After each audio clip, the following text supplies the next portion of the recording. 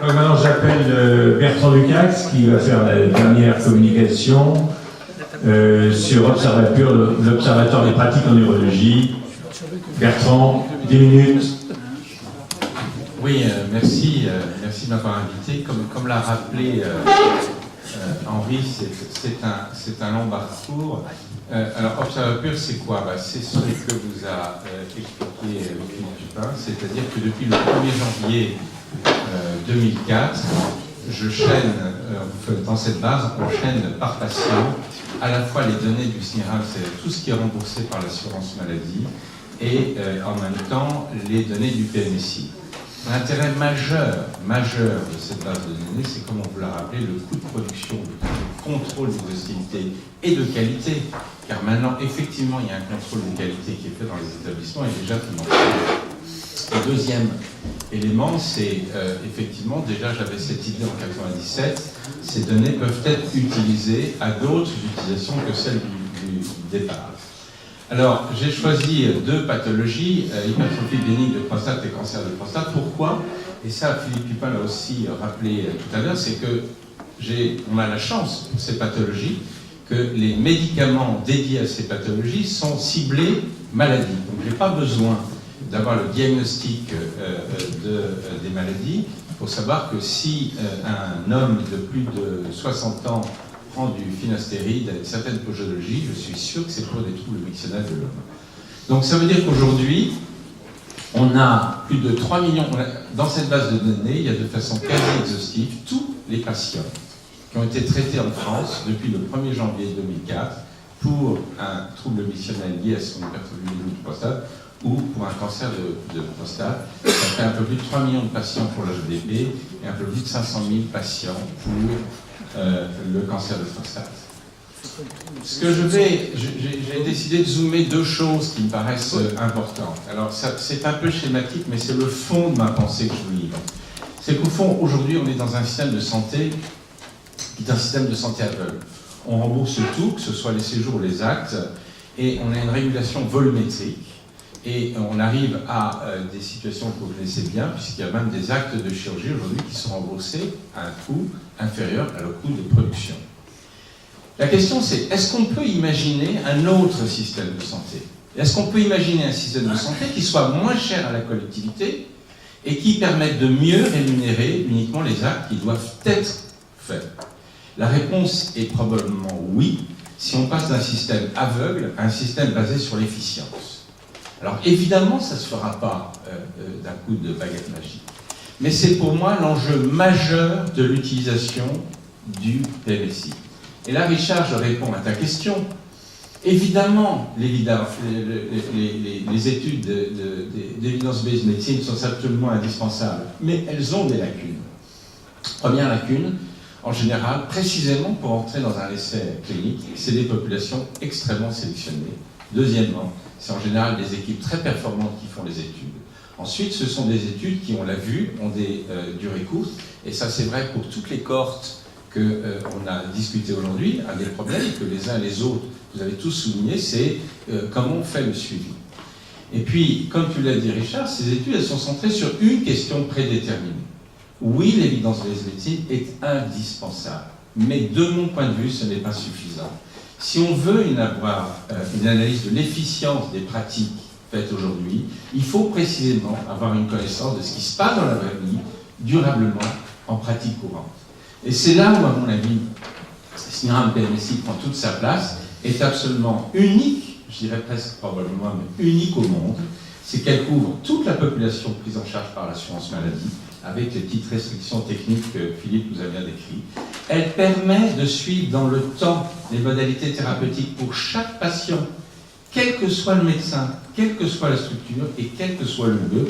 Si le patient va de Paris à Toulouse, vous le chaînez et vous avez les informations. Et on le suit jusqu'à son décès.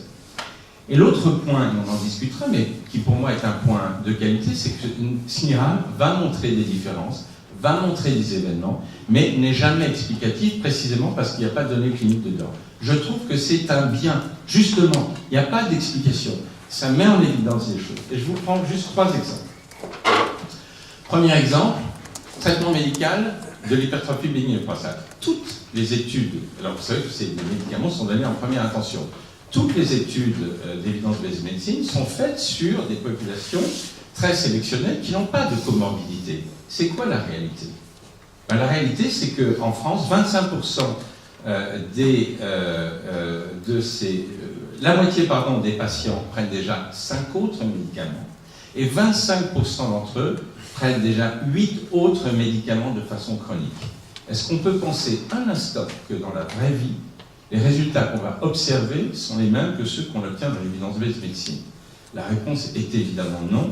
Voilà ce que nous permet d'avoir une analyse de corps comme Observapure. Deuxième exemple, rapporté au nombre de patients vivant de plus de 50 ans, c'est-à-dire lycée, effectivement, en tenant compte des problèmes de population qu'a souligné Henri. Vous voyez là le pourcentage de traitements médicaux et de chirurgie fait par région. Deux choses frappent, c'est une grande hétérogénéité d'une région à une autre. Alors aucune donnée nous permet de penser que l'épidémiologie des troubles mictionnels est si différente d'une région à une autre. Encore une fois, c'est ajusté par l'âge. Et vous voyez en plus que ce n'est pas dans les régions où on donne le plus de médicaments qu'on opère le moins, et vice-versa. Donc ça pose quand même un problème. Voilà l'intérêt un peu de Observapure, si on veut s'intéresser à l'efficience des soins donnés dans la vraie vie. Et puis le dernier exemple, qui est celui qui me frappe le plus, et qui m'interpelle le plus, c'est celui-là. Ce sont les patients qui ont été traités par chirurgie, et j'ai regardé quel est, parmi ces patients, quels sont le pourcentage de ceux qui reprennent, après intervention, des médicaments pour troubles mictionnels, en occultant effectivement 6 mois post-opératoire, où là, souvent, les patients ne savent pas s'ils doivent ou non prolonger leurs interventions, leurs prescriptions. Eh bien, vous voyez qu'à 24 ans, il y a à peu près 15% d'entre eux qui reprennent des médicaments, 15 à 20% d'entre eux en fonction des types de médicaments. Alors ça, c'est vraiment intéressant parce que ça interpelle. C'est quoi? Je n'ai pas l'explication, mais c'est quoi les explications possibles? Eh bien, c'est qu'ils ont été opérés alors que les troubles mictionnels n'étaient pas liés à une hypertrophie bénigne de prostate, première hypothèse.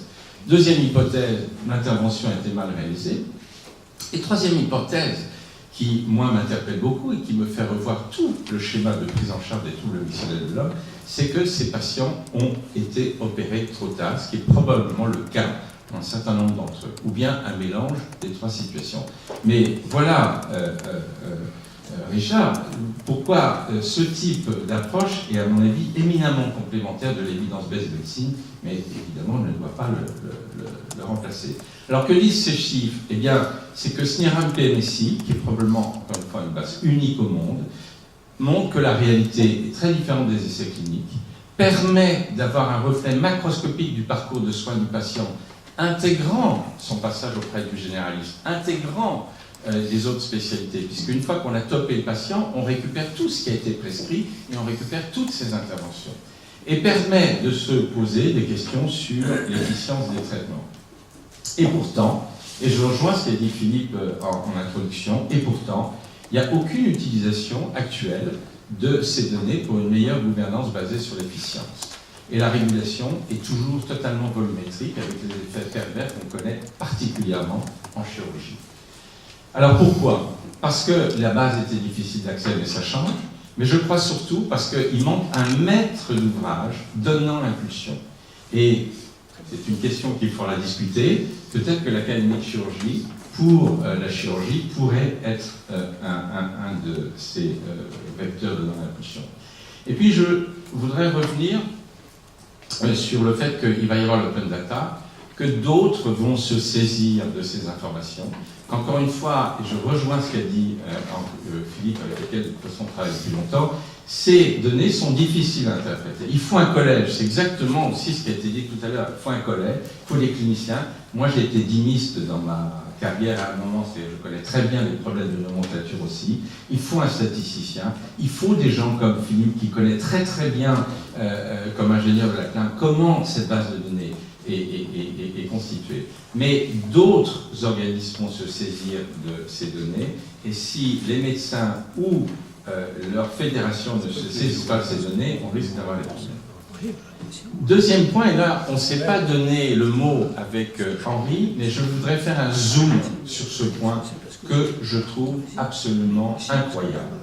Il est urgent d'améliorer la description des nouvelles techniques chirurgicales dans la CCM. Pour un patient, quelle est la différence entre un médicament et une intervention chirurgicale?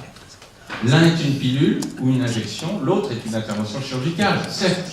Mais en termes de bénéfices pour lui, de service médical rendu, c'est exactement pareil.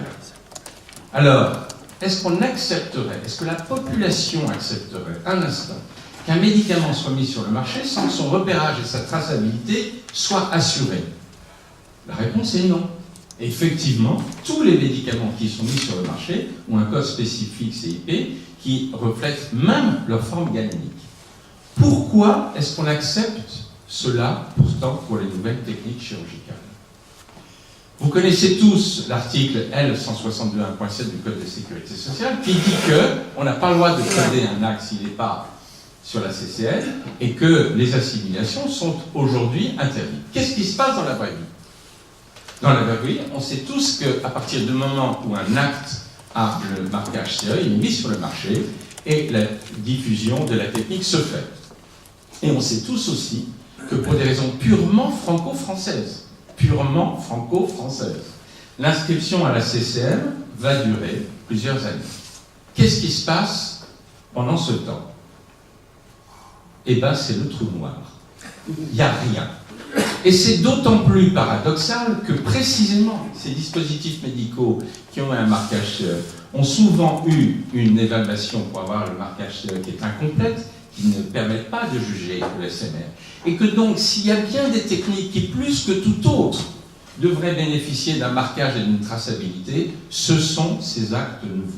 Or, aujourd'hui, on est dans l'opacité la plus totale. Un exemple, prostatectomie totale. Encore une fois, je ne l'avais pas assisté par robot, je n'avais pas parlé avec Henri. Probablement plus de 50 000 patients ont été opérés en France depuis 2001.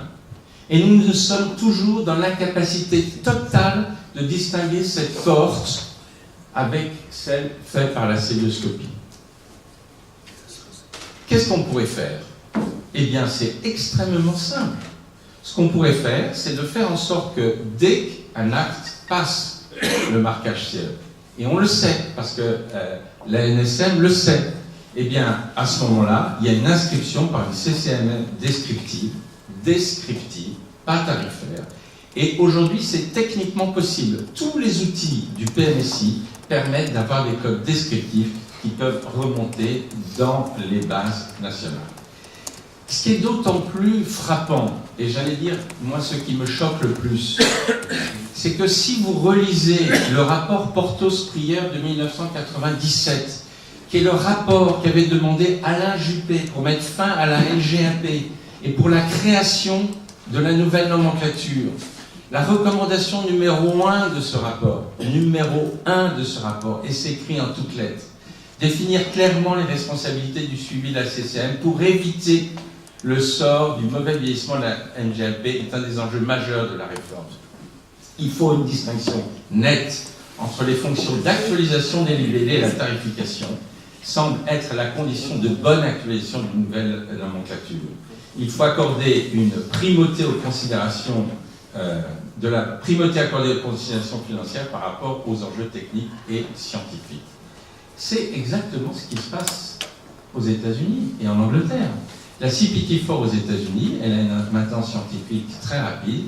Les enjeux financiers sont complètement découplés. Il faut dire qu'il y a plusieurs payeurs aux États-Unis. Alors, c'est mon avant-dernière diapositive, le paradoxe aussi de ça, qui aurait pas intérêt à ce qu'il y ait cette CCM descriptive? Personne. Dit à l'envers, tout le monde aurait un bénéfice à ce qu'il y ait une CCM descriptive.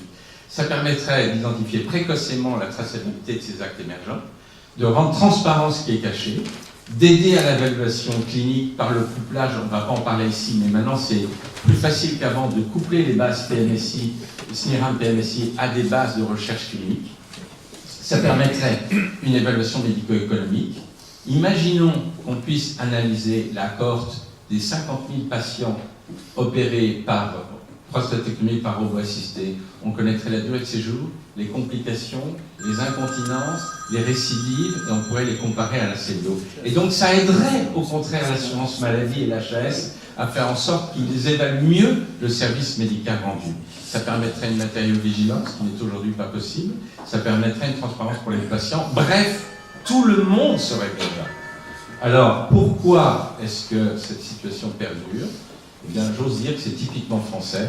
C'est la viscosité des fonctionnements des administrations, la défense des territoires, la lutte de pouvoir, mais surtout, aujourd'hui, l'absence d'un porteur de projet de changement, fort compétent, légitime, en capacité de convaincre chacun de la nécessité éthique.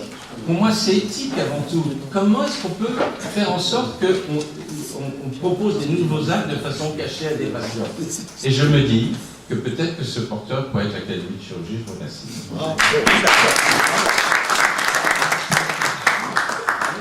Alors, avez-vous des questions à poser à Bertrand, qui se bat depuis de nombreuses années avec d'autres pour essayer de résoudre ce problème? Et je pense, d'ailleurs, c'était, quand j'avais invité M. Revel à venir, c'était pour répondre à cette dernière question, parce que Philippe Dupin, je pense qu'on pense à la même chose, mais c'est pas lui qui est décisionnaire, malheureusement. Et je crois que c'est un sujet excessivement important, parce que le problème, la réponse à pourquoi ça met autant de temps avant d'être inscrit, c'est parce que maintenant, quand c'est inscrit, on considère que c'est remboursé. Et donc c'est ça qui bloque le système. Donc il faut réussir à casser ce... Oui, attends, alors, Bassin et puis...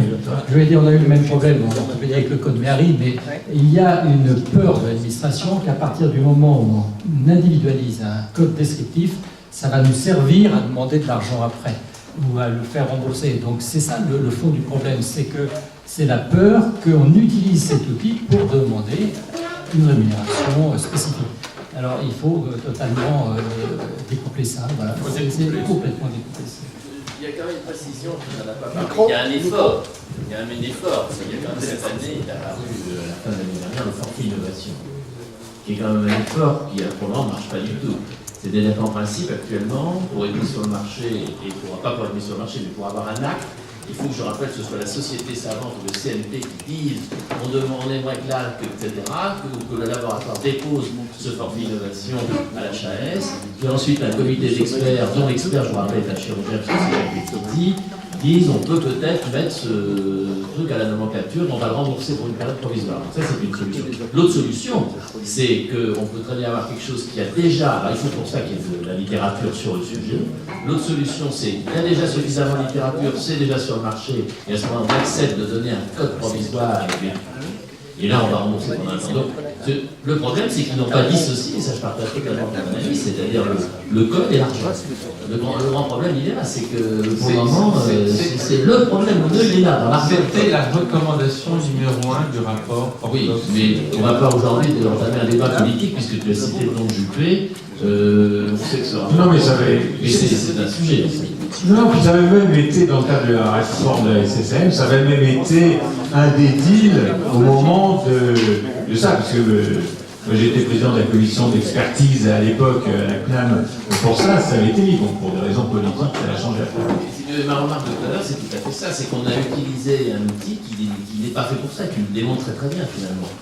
Quand toi tu le montres de façon pragmatique, et j'ai bien aimé que tu as rappelé qu'il y avait ces vieux souvenirs de diplômés de statistiques médicales, le côté explicatif et le côté pragmatique, et l'analyse que tu fais, c'est pas du tout explicatif et c'est pragmatique, mais c'est ce qu'on attend nous en tant que médecin, c'est ce que la population attend. Et encore une fois, c'est un vieux débat qu'on a avec Patrick Colby, avec Xavier Robillard, et c'est que les deux sont liés, c'est que si on veut faire progresser une société savante, il faut avoir un reflet de ce qui se passe dans la réalité.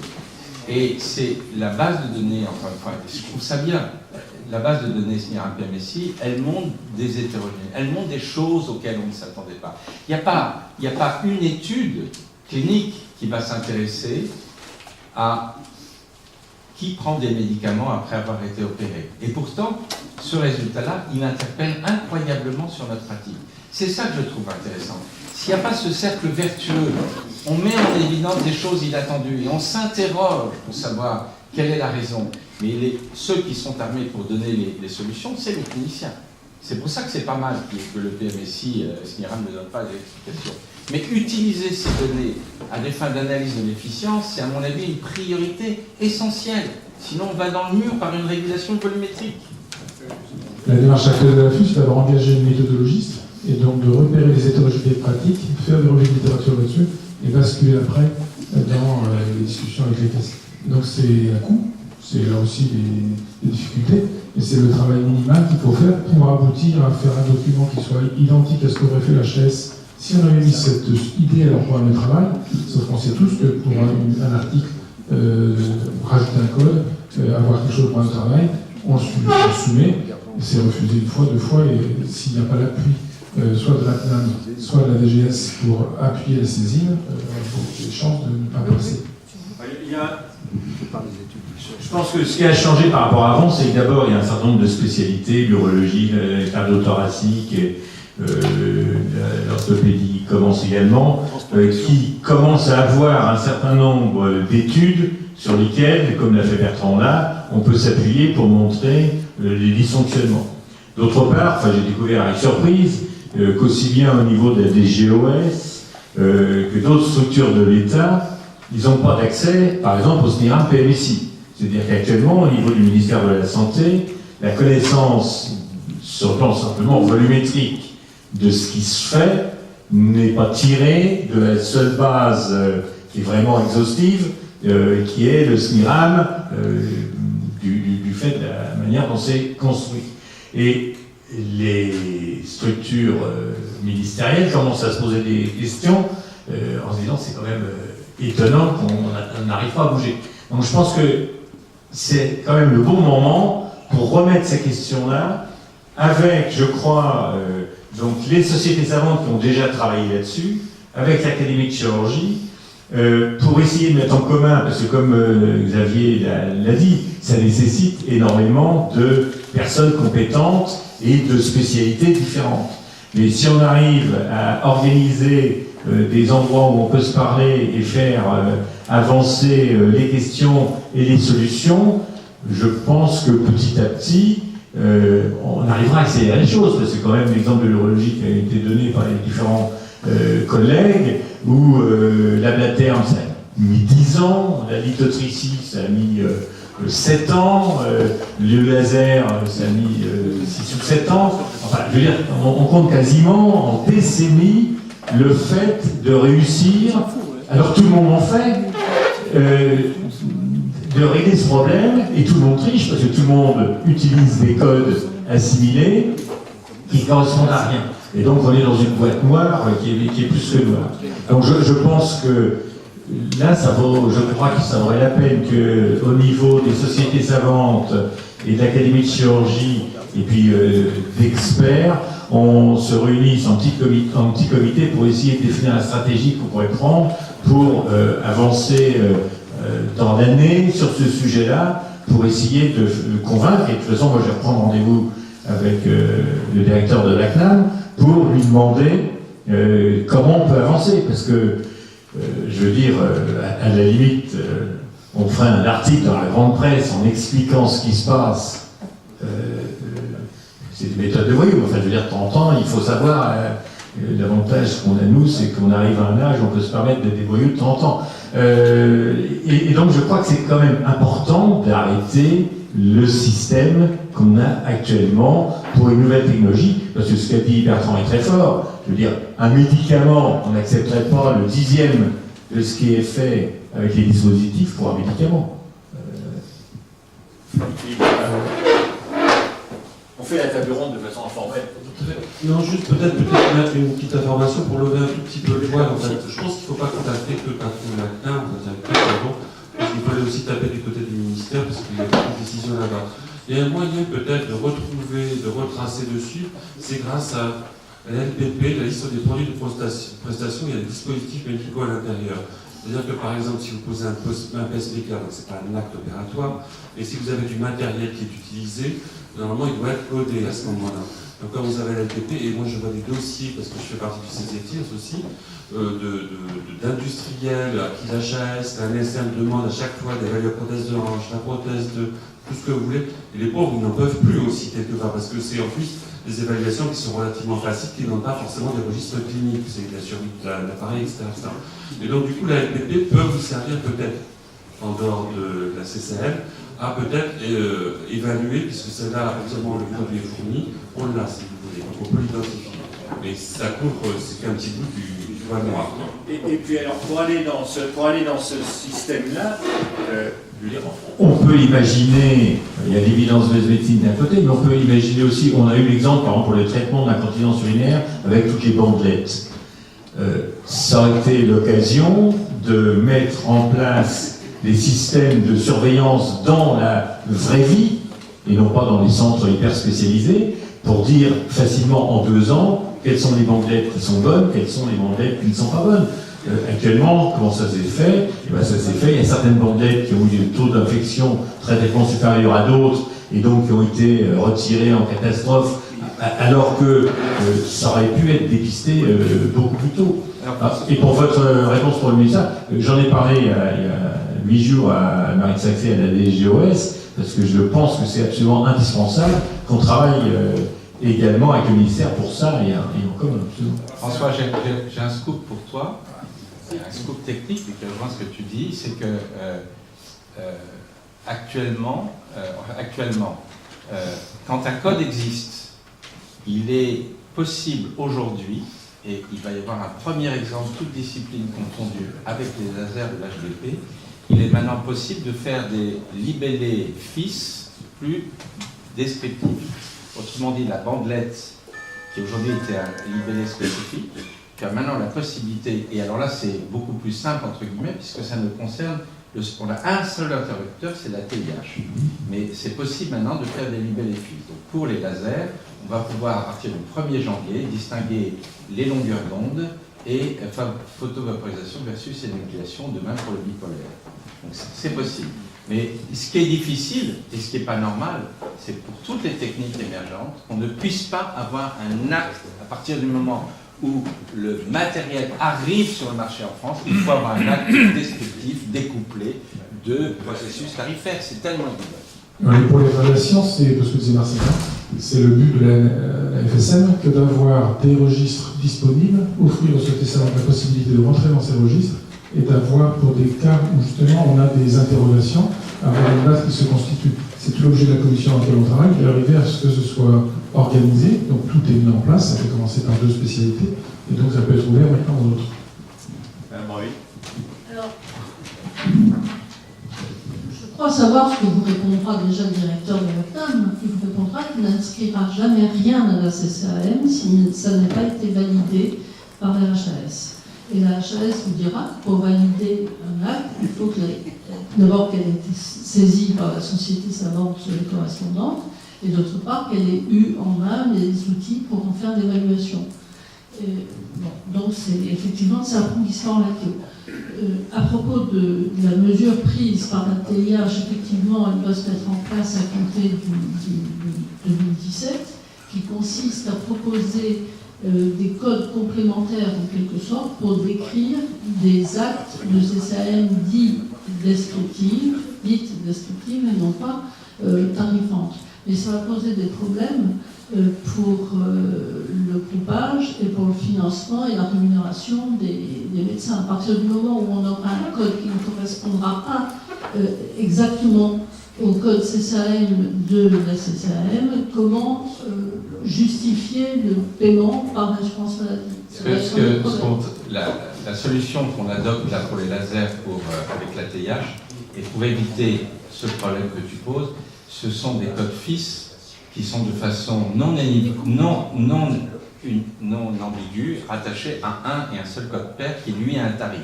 Donc le tarif sera le tarif du code pair. Mais en revanche, pour nous, dans le cadre du SNIRAM PMSI, on va pouvoir les isoler et donc on pourra mieux analyser l'évolution des patients, les complications, les choses.